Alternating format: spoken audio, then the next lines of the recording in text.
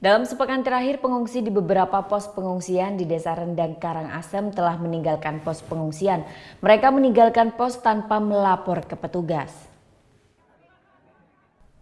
Posko UPTD Pertanian Desa Rendang Karangasem inilah yang paling banyak menampung pengungsi bencana erupsi Gunung Agung. Terdapat 2.700 lebih pengungsi di kecamatan ini yang tersebar di 34 titik pengungsian. Namun dalam sepekan terakhir, puluhan kepala keluarga telah meninggalkan pos pengungsiannya tanpa melapor.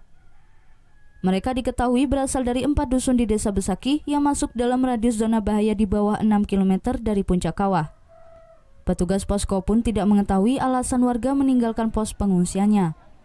Berkurangnya jumlah pengungsi diketahui ketika petugas membagikan pasokan logistik. Petugas pun menghimbau pengungsi lainnya agar tidak meninggalkan pos pengungsian, guna menghindari hal-hal yang tidak diinginkan jika sewaktu-waktu Gunung Agung kembali erupsi. Itu terserah mereka itu.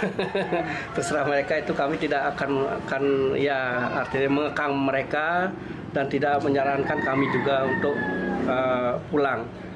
Ya, untuk di pos kami sebagai seksi evakuasi jangan sampailah mereka pulang, tetap ada di pos.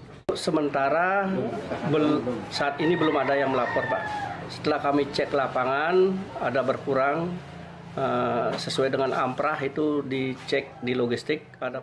Sementara untuk pasokan logistik di Kecamatan Rendang saat ini masih dinyatakan aman. Selain berasal dari Posko Induk Tanah Ampo, pasokan logistik juga terus mengalir dari berbagai donatur. Diperkirakan pasokan logistik akan bertahan hingga 10 hari ke depan. Tim Liputan melaporkan untuk NET.